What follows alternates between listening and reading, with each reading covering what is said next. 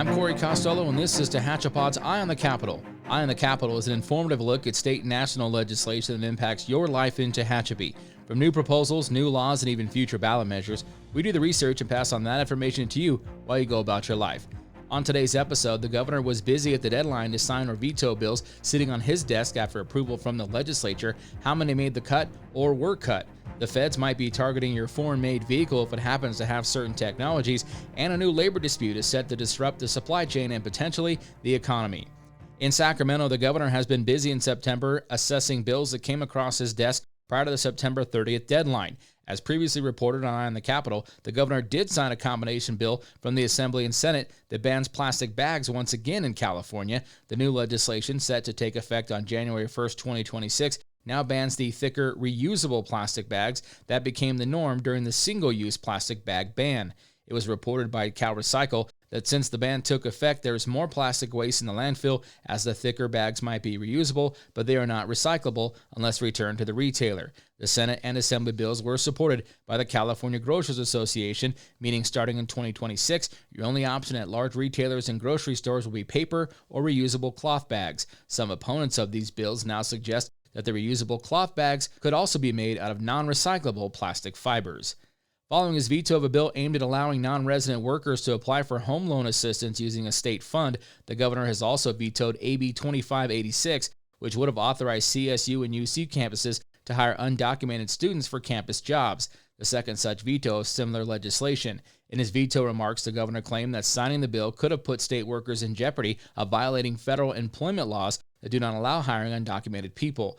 This sentiment was shared by UC and CSU campus officials who worried about federal funding being withheld if the legislation were put into effect. The governor suggests a federal ruling on the issue prior to similar legislation coming forward in the future. Governor Newsom also vetoed a bill that would have directed the state to explore extending unemployment benefits to undocumented workers, and a bill that would have made it easier for farm workers to file workers' compensation claims for heat illness. Newsom said that Cal OSHA should enforce heat safety measures with employers and not rely on the workers' compensation system. On the medical front, the governor vetoed a number of bills related to public health and health care, including ones to regulate pharmacy middlemen, authorize the state attorney general to oversee private equity takeovers of doctors' offices and related businesses, and speed up the licensing process for gender-affirming healthcare providers, and allow some community colleges to issue bachelor's degrees in nursing. Signed on the final weekend before the deadline include a ban on employers forcing employees to attend anti-union meetings, a measure allowing families of domestic violence victims the right to review death investigations they deem suspicious, a bill requiring all public libraries to establish a clear policy for choosing books, and a prohibition of banning materials solely because it deals with race or sexuality. The governor also signed a bill that bans local governments from requiring IDs to vote. Another bill takes aim at snacks sold on K-12 campuses. Starting in 2028, 6 common food dyes will no longer be allowed in foods sold at schools because of concerns that they cause behavior and attention problems in some children. The banned dyes are Blue 1, Blue 2, Green 3, Red 40, Yellow 5, and Yellow 6. Recent research has linked eating foods containing synthetic dyes to hyperactivity and trouble concentrating, particularly among children. SB 969 was signed that allows local governments to create entertainment zones where bars and restaurants can sell alcoholic beverages that people can drink on public streets and sidewalks. Starting January 1st, cities could tailor these zones to fit their needs. The city of Tehachapi has previously expressed interest in exploring this possibility to simplify the multitude of events downtown every year. The governor approved a bill requiring hospitals to give 4 months' notice when closing their maternity wards, but vetoed another that would have required hospitals to notify the state if it were at risk of losing maternity services. The governor also signed 2 Senate bills authored by our own state Senator Shannon Grove that continues to criminalize sex trafficking. Following the passage last year of SB 14, the Kern County Senator authored SB 1414 and Senate Bill 1043, which makes it a felony to solicit a minor 15 or younger for prostitution and creates a public database to disclose any uses of seclusion or behavioral constraints on minors held at residential therapeutic facilities. Grove recruited the assistance of hotel heiress Paris Hilton while advocating for the bills. Hilton dealt with abuse as a teenager while in a treatment facility. Citing privacy and an ongoing federal assessment, the governor vetoed a bill that would have required new vehicles in California to have a speed monitoring device installed that alerts drivers when they are driving 10 miles an hour over the speed limit.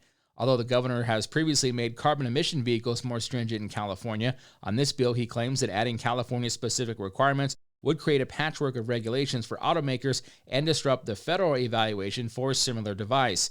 Cars sold in the European Union are required to have this type of device. On the law enforcement front, the governor has sided with police with a veto of AB 2681, which would have banned the use of, quote, killer drones. The bill, drafted by San Diego Democrat Akilah Weber, would have banned the manufacture, modification, sale, or operation of a drone with a weapon attached. The bill specifically did not have a carve-out clause for law enforcement agencies. In his veto statement, the governor wrote that he supports Weber's intent to place common-sense restrictions on drones, but also supports law enforcement's ability to use robotic force. Newsom used examples of police officers using robotic, less lethal force to drive armed barricaded suspects out of dangerous situations in order to protect officers. Weber claimed she was blindsided by the governor's last-minute involvement in her legislation, claiming it had unanimous support in both houses. The American Civil Liberties Union also expressed disappointment in the veto. Local school districts will have to come up with a policy to ban or limit the use of cell phones on campus by July 1, 2026, under AB 3216, authored by Republican Josh Hoover of Folsom. Under current law, districts or county offices of education have the option to ban or limit cell phone use during school hours. The new law makes it mandatory prior to the start of the 2026 academic year. In a statement, the governor said that excessive smartphone use increases anxiety, depression, and other mental health issues with students, and that the state has the power to intervene, claiming the new law will help students focus on academics and social development. The new law does allow for exceptions during emergency or perceived threat. It also allows for students the use of phones with teacher permission if the device is part of the student's individualized learning plan.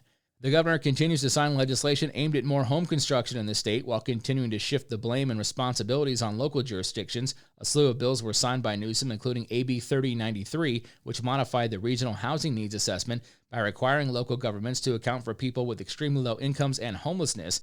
SB 450 makes changes to upzoning, which now requires local governments to approve a new duplex or lot split within 60 days and provide a remedy and reason if an application is denied. It also mandates consistency in local objective zoning, subdivision, and design standards to ease the burden on applicants. SB 1037 strengthens the Attorney General's ability to seek civil penalties against cities that violate state housing laws. Other bills were signed limiting security deposits and the running of credit checks for rental properties. The governor addressed what he calls the affordability crisis with this legislation. There is no doubt the state of mind for most Californians that I think connects more Californians is a recognition that the original sin in this state is affordability and impacts more people in more ways on more days, and that's the issue of cost of housing. And it's that imbalance of supply and demand. It's the fact that we simply have not gotten out of our way. And that's the challenge we're trying to address here today. And it's a challenge we've been addressing for a number of months, but we're strengthening and we're tightening up our efforts around the accountability frame. On the consumer rights front, the governor has signed legislation that will exclude medical debt from credit reports, although medical costs paid via credit card will still be included. SB 1075 will limit overdraft fees to $14 for credit unions or a number that is determined later by a new state bureau for credit unions. Tenants will now have 10 business days to respond to an eviction notice, a doubling of the time frame currently in place under the signed AB 2347. AB 2863 will make it easier for consumers to cancel subscriptions that will automatically renew, in part by requiring the business to obtain the consumer's express affirmative consent to the automatic renewal or continuous service offer terms.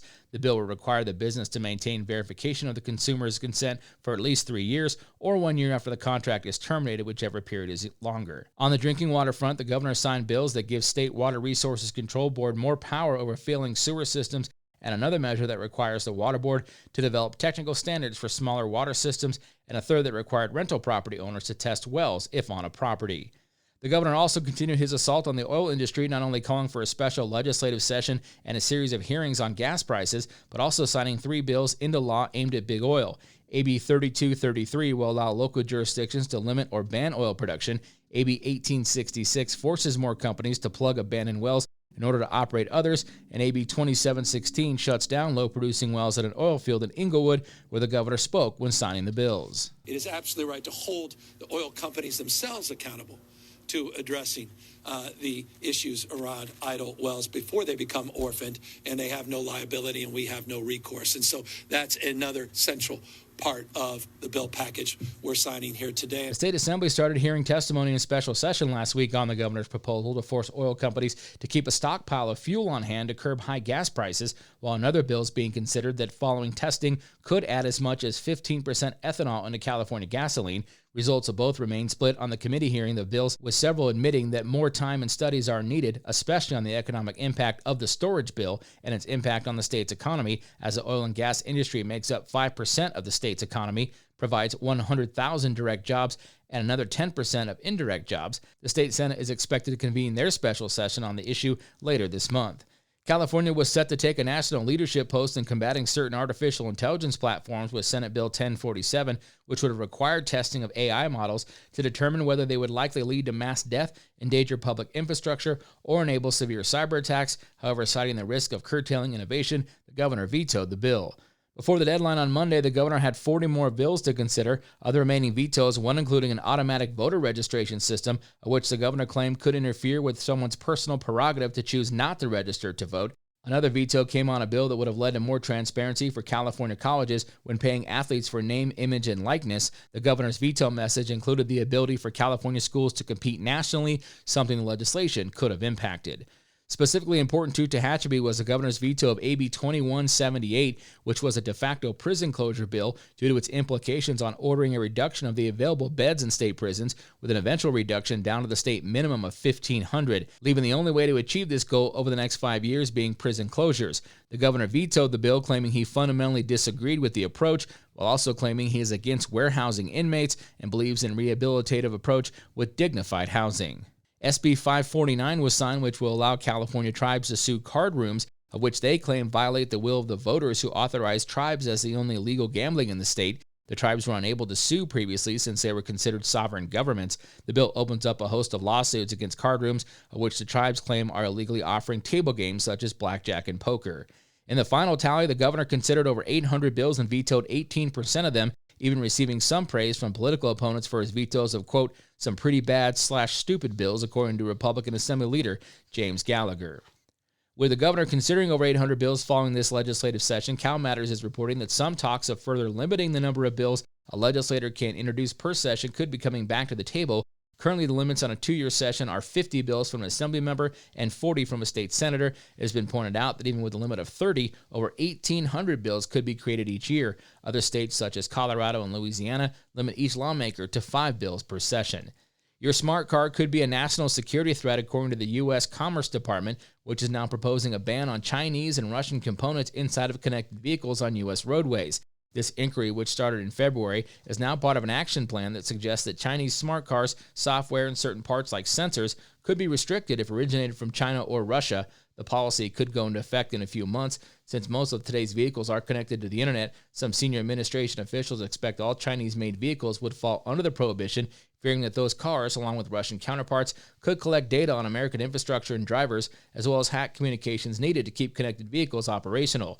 There are currently just a small number of Chinese-made cars in the U.S., but automakers such as Volvo are Chinese-owned and sell their vehicles in the United States. Other Russian systems in development connect vehicles to other things on the road like infrastructure and other vehicles. Both Russia and China have laws that compel companies to give governments access to data and systems. On the economic front, a strike of nearly 50,000 members of the International Longshoremen's Association is expected to have major economic repercussions as ports along the eastern seaboard and Gulf shutter, choking off the flow of imports and exports to and from the United States. The strike, which began Tuesday at midnight, will stop the flow of a wide variety of goods over the docks of almost all cargo ports from Maine to Texas. This includes bananas, European beer, wine and liquor, along with furniture, clothing, household goods, and European autos, as well as parts needed to keep U.S. factories operating and American workers in those plants on the job. It could also stop U.S. exports now flowing through those ports, hurting sales for American companies. A wide gap remained between the union's demand and the contract from the United States Maritime Alliance, which uses the acronym USMX. The Maritime Alliance represents the major shipping lines, all of which are foreign-owned, as well as terminal operators and port authorities. Harold Daggett, president of the ILA, discussed the position of the longshoremen heading into this strike. You gotta draw the line. These companies that work in the maritime business come from overseas. Not one of them belongs to America.